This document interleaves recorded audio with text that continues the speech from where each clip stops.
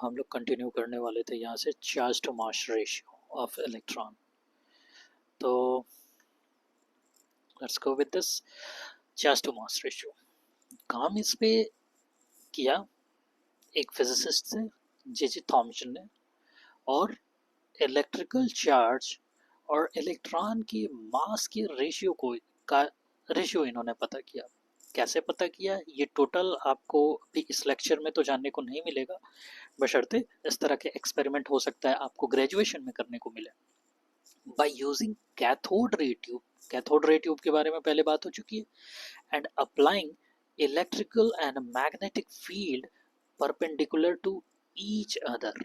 एक सेटअप है, यहाँ पे देख लीजिएगा, यहाँ पे दिया है नहीं, आगे दिया है ये इलेक्ट्रिकल फील्ड का वो है, ठीक है, ये इलेक्ट्रिकल फील्ड का प्लेन है और ये मैग्नेटिक फील्ड का प्लेन है, और ये दोनों 90 डिग्री पे हैं। और एक तीसरा प्लेन यहाँ से कैथोड रे ट्यूब का है, ठीक, और ये तीनों आपस में 90 डिग्री पे हैं, ठीक है। तो जो एक्सपेरिमेंट पीछे बताया गया कि एक बार इलेक्ट्रिकल फील्ड लगा के देखा, एक बार मैग्नेटिक फील्ड लगा के देखा, तो इलेक्ट्रिकल फील्ड पे ये ए पॉइंट पे फ्लोरेसेंस क्रिएट करते थे, मैग्नेटिक फील्ड पे इस पॉइंट पे फ्लोरेसेंट क्रिएट करते थे, और दोनों को मिला के इस पे फ्लोरेसेंस क्रिएट कराया गया बैलेंस करा के कि कोई डेविएशन नहीं है, तब ये कितना आ रहे हैं इन दोनों को, और इन दोनों को मिला के E/m निकालने की कोशिश करी गई, ठीक है। So perpendicular to each other as well to the path of electron, मतलब कि जो इलेक्ट्रॉन का पाथ था उसके परपेंडिकुलर निकाला गया। पहले वाले में देखिए ये पाथ ऑफ इलेक्ट्रॉन ये था ना, ये सीधे जा रहा था, अब यहाँ से ऐसे और एक इस तरफ से अक्रॉस, ये लाइन के अक्रॉस मैग्नेटिक फील्ड ऐसे रखा हुआ है ना, उसमें देखे होंगे, तो अक्रॉस इस तरह से लगा के देखा गया है। When only electric field is applied, the electron deviate from their path and hit the cathode ray tube at the point A. ठीक है. Similarly, when only magnetic field is applied, electron strikes cathode ray tube at point C. By carefully balancing the electrical and magnetic field, अब ऐसा उन दोनों को वो कर दिया गया, बैलेंस कर दिया गया कि उनके उनमें कोई डेविएशन ना आए, ठीक है ना। तो it is possible to bring back the electron to path which is followed in the absence of electric and magnetic field. तो उन इलेक्ट्रिक और मैग्नेटिक फील्ड को ऐसे वो किया गया, रखा गया कि अब इलेक्ट्रॉन के पाथ में कोई दिक्कत नहीं आ रही हो, और इसका मैग्नीट्यूड चेक किया गया, आपस में कैलकुलेशन किए गए और E/m रेशियो निकाला गया, and they hit the screen eight point B, which is the middle, the actual path of electron should be. Thomson argued that the amount of deviation of the particles from their path in the presence of electrical field or magnetic field depends upon what? किस पे depend करेंगे? आप ध्यान से ही देखिए कि कोई भी चीज कितना भी हल्का रहेगा उसे आप आसानी से इन्फ्लुएंस कर लेंगे, ठीक है। पहला तो ये हो गया। दूसरा, आप जितने मजबूत रहेंगे उतनी ही आप दूसरे को इन्फ्लुएंस कर पाएंगे, ठीक है।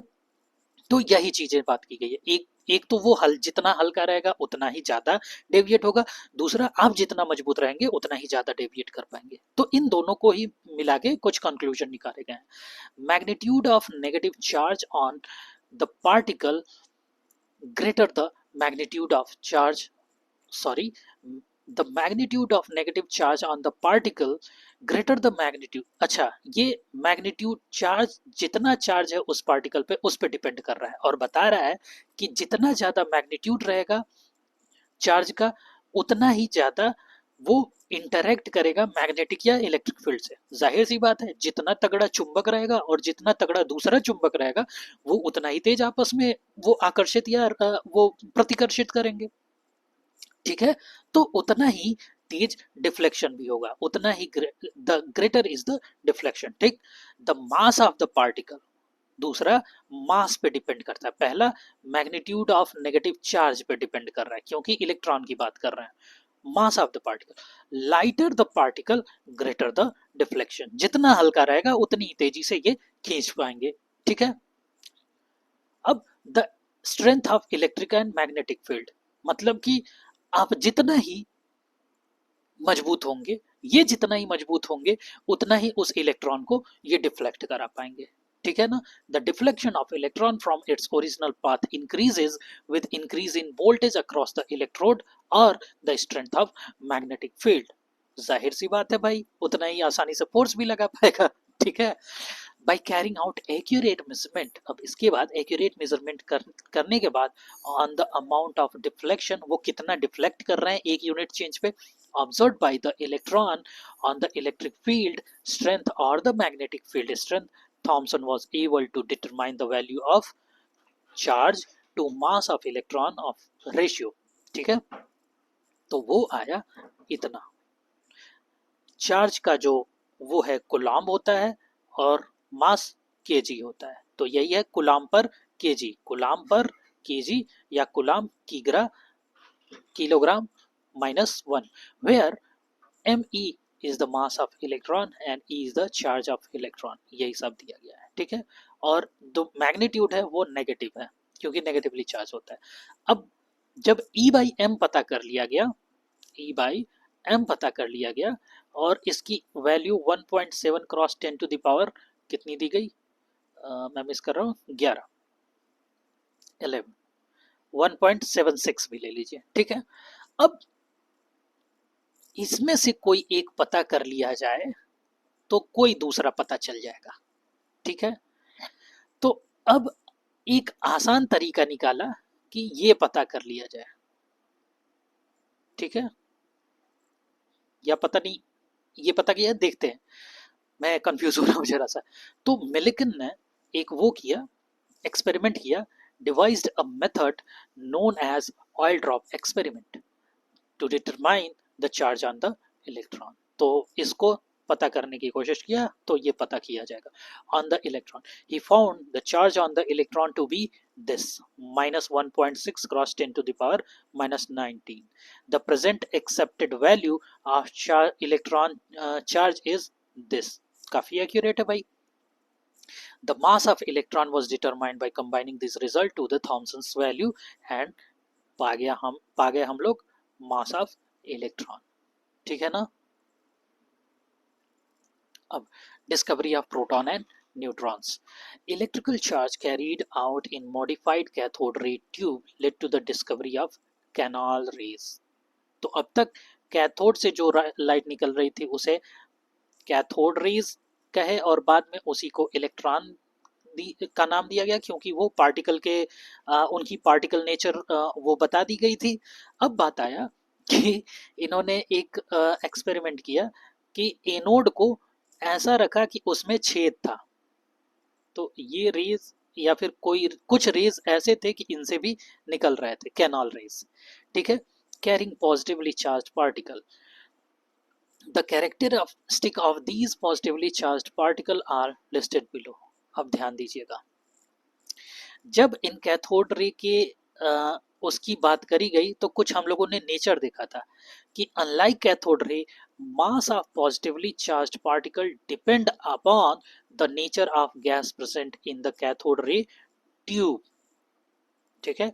मतलब कि वहां पे ये कैथोड का मटेरियल हम चेंज कर रहे थे लेकिन इस पार्टिकल का कैरेक्टर नहीं बदल रहा था, बशर्ते यहाँ पे अगर जो हम चेंज कर देते हैं और उसमें जो गैस प्रेजेंट रह रहा है इससे उनका वो चेंज हो जा रहा है, कैरेक्टर चेंज हो जा रहा है। ठीक है। These are simply the positively charged gaseous ion. तो ये simply positively charge gaseous ion ही है। The charge to mass ratio of the particle depends on the gas from which these originates.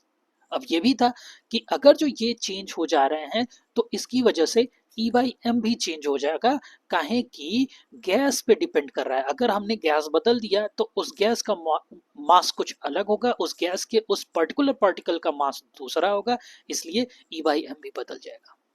ठीक है। Some of the positively charged particles carry a multiple of fundamental unit of electrical charge. और कुछ ऐसे भी particle पाए गए जो आगे जा रहे हैं उन पे चार्ज जो थे वो मल्टीपल में थे, जो कि इलेक्ट्रिकल चार्ज के मल्टीपल में थे। मतलब कि 1.6 cross 10 to the power minus 19 के 2 गुने में थे, या 3 गुने में थे, या 4 गुने में थे, ऐसे मल्टीपल में थे, लेकिन इसी के गुने में थे। The behavior of these particles in the magnetic or electric field is opposite to observed in the electron।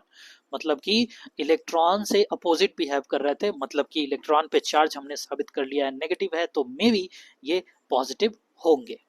ठीक है, अब बात आती है the smallest and lightest positive ion was obtain from hydrogen. अब उन्होंने देखा कि जो सबसे छोटा और सबसे हल्का वाला पॉजिटिव आयन था वो हाइड्रोजन से मिलता है, और वही प्रोटॉन कहलाया। This positively charged particle was characterised in 1990। Later, a need was felt for the presence of electrically neutral particle as one of the constituent of atom। तो ये बाद में एक जरूरत महसूस हुई कि नहीं, इन्हीं दोनों से तो काम नहीं चलना चाहिए। आगे देखेंगे जब मॉडल्स आएंगे बहुत सारे तो उसमें आएगा, तो उसमें कहा गया कि नहीं नहीं, कोई एक पार्टिकल तो है जो न्यूट्रल भी है। ठीक है, these particle were discovered by Chadwick. ठीक, by bombarding a thin set sheet of beryllium of alpha particle. Alpha particle से बम्बार्डमेंट की है बेरिलियम में, तो यहाँ कुछ electrically neutral charge neutral particles निकले जो कि इलेक्ट्रिक और मैग्नेटिक फील्ड के रखने में डिफ्लेक्ट ही नहीं हो रहे थे, मतलब कि वो उन पे कोई चार्ज नहीं है, और इसीलिए और मास जो जरा था उनका प्रोटॉन से जरा सा हैवी थे। ठीक है, तो उन्हें न्यूट्रल वंस कहा गया, that is neutrons. The important properties of all these fundamental particles are given in table 2.1। अब इनके पार्टिकल्स के नेचर वहां पे दिए हुए हैं। तो इस लेक्चर में हम यहीं पे रोकते हैं, क्योंकि आगे एटॉमिक मॉडल्स की बात होगी। ठीक है, so thank you once again कि आपने मेरे साथ जुड़ाव किया और मेरे साथ बैठ के पढ़ा कुछ देर। ऐसे ही रोज हम कुछ देर बैठ के कुछ चीजें सीखते रहेंगे। Okay, so let's meet into the next lecture. Okay.